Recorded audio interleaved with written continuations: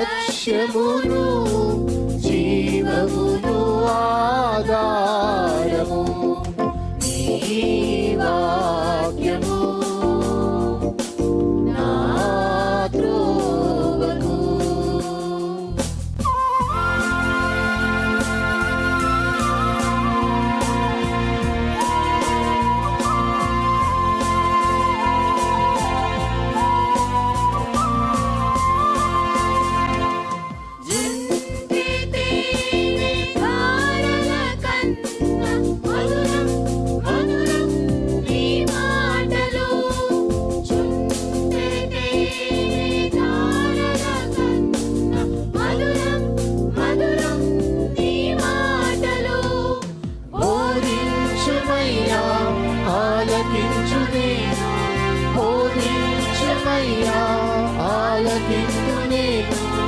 అనుసరింతునయ్యా ఆత్మశక్తితో, అనుసరింతునయ్యా.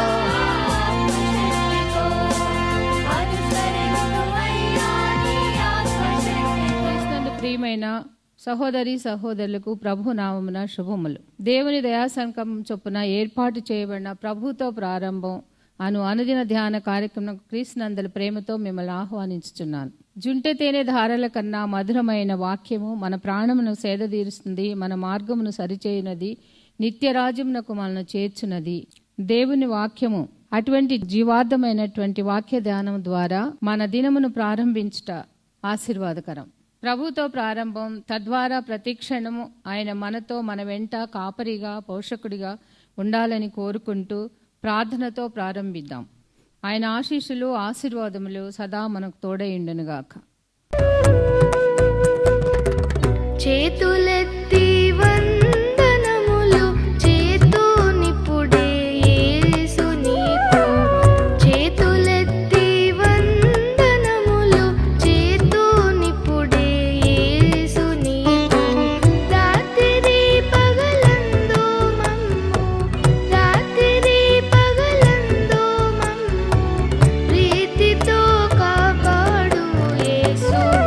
చేతులెత్తి వందనములు చేతునిపుడే యేసు నీకు.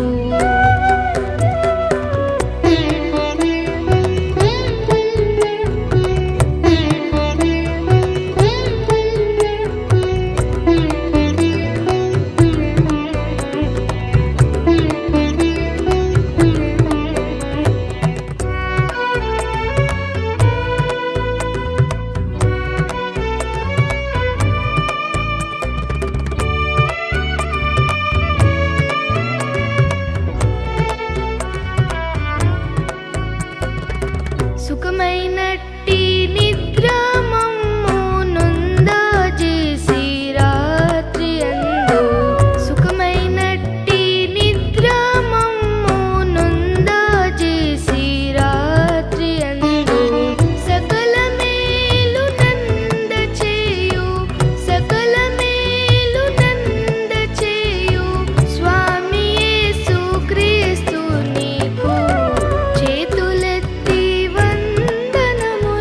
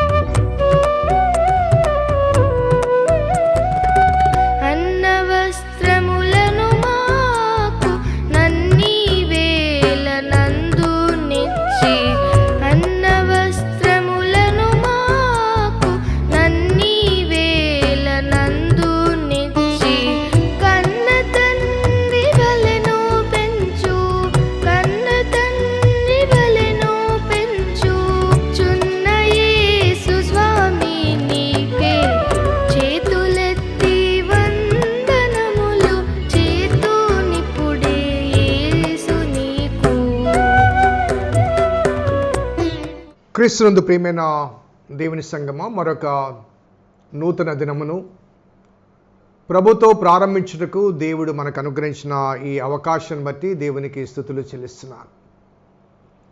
ప్రభుతో ప్రారంభం, అనుదిన ధ్యానం, ఆత్మకు క్షేమం. ఈ క్షేమకరమైన సువర్తమానములు దినదినము ధ్యానం చేస్తుండగా, దేవుడు మనతో మాట్లాడుతూ ఉండగా, ఆయన మాటలు వినుటకు, ఆయన మాటల ద్వారా సేద తీర్చబట్టకు పరిశుద్ధాత్మ దేవుని సహాయాన్ని కోరుకుందాం. ఆయన ఆశీర్వాదాన్ని పొందుదాం. ఆయన యందు, ఆయన వాక్యమందు ఆనందిద్దాం. దేవుడు మనతో మాట్లాడుతుండగా ఆ మాటలు మన ఆధ్యాత్మిక జీవితానికి మార్గదర్శకాలు అనే వాస్తవాన్ని గుర్తిరిగి శ్రద్ధతో, వినయ భయభక్తులతో దేవుని వాక్యాన్ని ధ్యానం చేద్దాం. రండి, ప్రార్థన చేద్దాం. కృపగల దేవా, దయగల తండ్రి, మీ పాదములకు స్తోత్రము చెల్లిస్తున్నాం నాయన. మీ ఉచితమైన దయా సంకల్పాన్ని బట్టి మమ్మను ప్రేమించి, మమ్మను ప్రోత్సహిస్తూ, నీ వాక్యం ద్వారా మమ్మల్ని ప్రేమించి సరిచేస్తున్నందుకు స్తుతులు చెల్లిస్తున్నాం. ఆ సవరింపు వెనుక తండ్రి ప్రేమ స్పష్టంగా కనిపిస్తుంది. ఆ పరలోకపు తండ్రి, నీ వాక్యాన్ని మేము ధ్యానం చేస్తుండగా అవసరమైన ఆధ్యాత్మిక మన్నాను మీరే పంచిపెట్టమని మా రక్షకుడైన యేసు నామమున అడిగి వేడుకొంచున్నాం తండ్రి, ఆమెన్. మరొకసారి మొదటి వచనం. ఆపత్కాలమందు యెహోవా నీకు ఉత్తరమిచ్చునుగాక, యాకోబు దేవుని నామము నిన్ను ఉద్ధరించునుగాక. నిన్నటి దినము ఈ ఆపత్కాలం అనే ఆ మాటను జ్ఞాపకం చేసుకుంటూ, is not only A God of emergency, is a God Emmanuel అనే వాస్తవాన్ని జ్ఞాపకం చేశాను. ఈ క్రమంలో మరి ఈ వచనం మీద ఇది మూడో ధ్యానం అవుతుంది కాబట్టి ఎక్కువ సమయం తీసుకోకుండా ఈ వాక్యం మీద కొంత ధ్యానాన్ని అందించాలని మనవి చేస్తున్నాను. దావీదు జీవితంలో దావీదు ఎన్నిక చేయబడిన ఆ క్షణము నుండి అనేకమైన సమస్యలు తన జీవితంలో ప్రవేశించాయి. కొన్ని తానుకు తానుగా స్వాగతించినవి కూడా ఉన్నాయి. ఫర్ ఎగ్జాంపుల్, గొల్యాతు విషయంలో తనకు తానే ఛాలెంజ్ చేశాడు. సో దేవుని చేత అభిషేకించబడిన తర్వాత మొదటి సవాలు గొల్యాతు రూపంలో తనకు ఎదురైంది. ఆ సవాలు కూడా తాను స్వాగతించిన సవాలు. ఒక మాటలో చెప్పాలంటే, దేవుడు ఎన్నుకున్నప్పుడు, దేవుడు నియమించినప్పుడు ఆ నియమించిన వ్యక్తి తను ఎలా వాడుకోబోతున్నాడో, ఆ వ్యక్తి యొక్క శక్తి సామర్థ్యాలు ఏమిటో వ్యక్తపరచబడిన అనుభవం అది గొల్యాతును సంహరించడం. సో దావీదు ఎలా వెళ్ళాడో ఆ వాస్తవాన్ని జ్ఞాపకం చేసుకుంటే, what was David? He was just a boy. అతని చేతులు ఏముంది? వడిసెలో ఉంది. ఇంకేమున్నాయి? రాళ్ళు ఉన్నాయి. అది దావీదు. అది వాస్తవంగా దావీదు. కానీ దావీదును ఎన్నుకున్న తర్వాత దేవుడు ఆ గొల్యాతు లాంటి గొప్ప వ్యక్తిని చంపగలిగాడంటే అది దేవుడు. దావీదు ఆశ్రయించిన దేవుడు, దావీదును ఎన్నుకున్న దేవుడు, దావీదు ద్వారా ఫిలిస్తీయులు అనే ఒక శక్తి, ప్రభావవంతమైన ఆ వ్యక్తులను సంహరించుటకు దేవుడు దావీదు అనే ఒక వ్యక్తిని సాధనంగా వాడుకున్నాడు. ఈ క్రమంలో మనము జ్ఞాపకం చేసుకుంటే, సో దావీదు జీవితంలో ఆ క్షణం నుంచి స్త్రీలు గాన ప్రతిగానాలు చేయడం, సౌలు అసూయపడడం, సౌలు దావీదును చంపబోవడం, దావీదు పారిపోవడం, ఆ తర్వాత సౌలు చనిపోయేంత వరకు దావీదును తరుముతూనే ఉన్నాడు.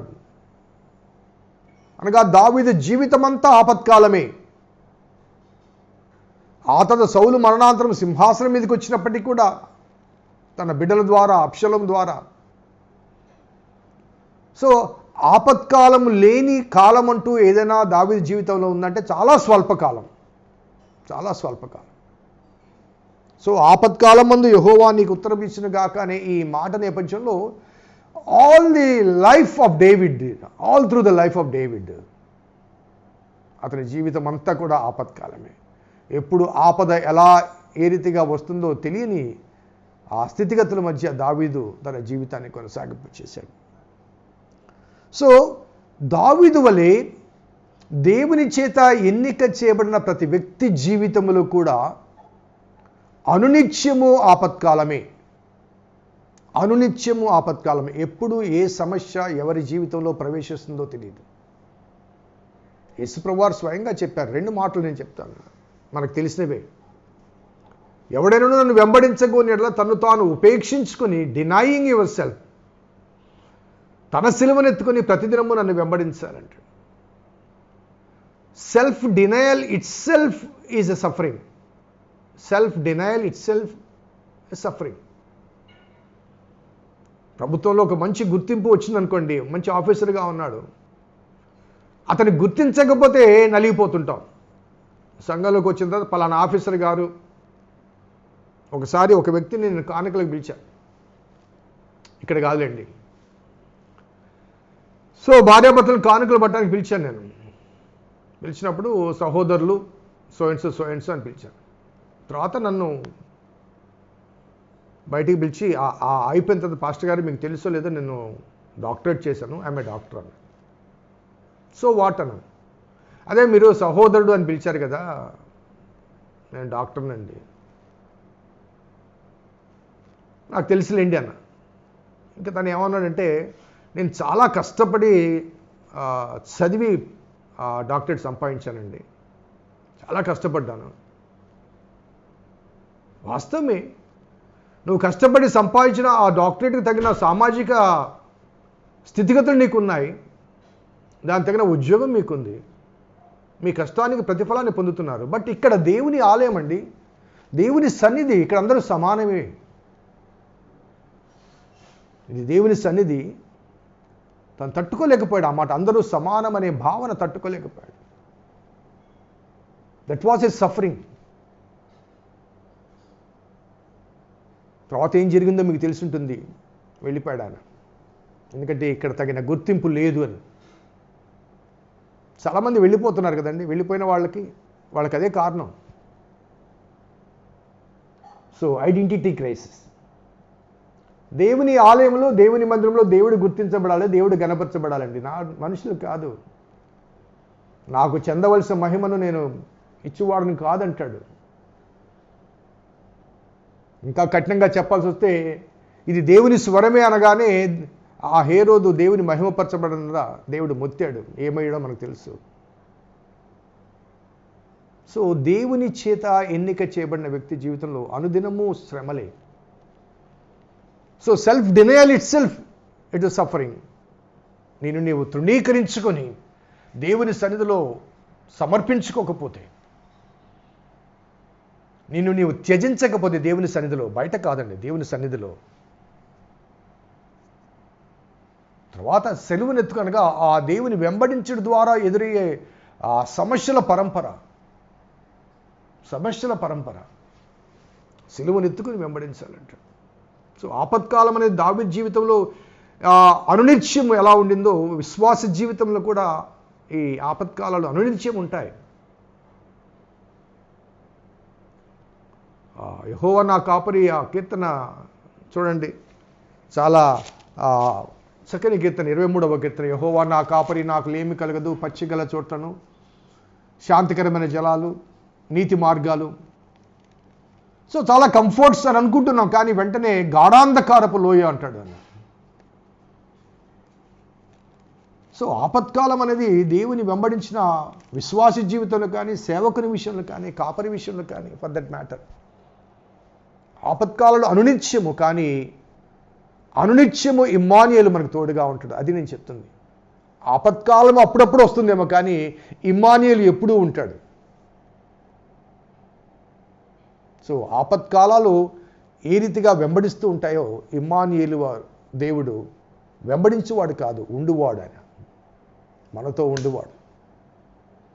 సో ఆపత్కాలమందు మరి యెహోవా నీకు ఉత్తరం ఇచ్చును గాక. Let God answer you in the time of trouble అనే మాట. సో దావీదు సౌలు తర్వాత కిరీటధారి అయ్యాడు, అనగా సింహాసనాన్ని అధిష్ఠించాడు. ఆ సింహాసనం నిండా ముళ్ళే, కిరీటం పెట్టారు. దావీదు జీవితంలో అది వజ్ర కిరీటం కాదు, ముళ్ళ కిరీటమే. ఆ తర్వాత దావీదు వంశంలో జన్మించినటువంటి దావీదు కుమారుడుగా జన్మించిన ఆ దేవుని కుమారుడు కూడా ముళ్ళ కిరీటం ధరించాడు. దేవుని కుమారుడే స్వయంగా. సో దేవుడు ఇచ్చిన ఒక బాధ్యత నిర్వహణలో, ఒక ఆధిక్యత, లేకపోతే దేవుని వెంబడించడంలో తప్పనిసరిగా ఆ బాట ముళ్ళ బాట ఉంటుంది, పూలబాట కాదు. అలాగే ఆ బాధ్యత ముళ్ళ కిరీటం లాంటిది. ఆ బాధ్యత ఎవరిని నొప్పించలేరు, అందరినీ ఒప్పించలేరు. ఎవరిని నొప్పించకూడదు, అట్ ద సేమ్ టైం అందరినీ ఒప్పించలేము. ఒక రెస్పాన్సిబిలిటీ తీసుకున్నప్పుడు సో చాలా కష్టం. సేవకునిగా 42 సంవత్సరాల అనుభవం నాది. కాపరిగా దాదాపు 30 సంవత్సరాలు వివిధ ప్రదేశాలను పనిచేశాను. I know the positives and negatives. Negatives అనేది నాన్ కోఆపరేషన్, ద పాజిటివ్స్ అనేది గాడ్స్ కోఆపరేషన్. సమస్యలు చాలా వచ్చాయి, అన్ని సమస్యల్లో దేవుడు తోడుగా ఉన్నాడు. సో ఆపత్కాలంలో దేవుడు నీకు తోడుగా ఉండును గాక. సమస్యలు లేవు అనే ఆ వాగ్దానము దేవుడు ఇవ్వలేదండి. యోహాను సువార్తలు అంటాడు, లోకం మిమ్మల్ని ద్వేషించినప్పుడు ఆశ్చర్యపడకుడి, ఎందుకంటే మిమ్మును ద్వేషించకముందు నన్ను ద్వేషించింది. మీరు నన్ను వెంబడించువారు కాబట్టి నన్ను ద్వేషించిన ఆ లోకము మిమ్మల్ని కూడా ద్వేషిస్తుంది. It is nothing surprises.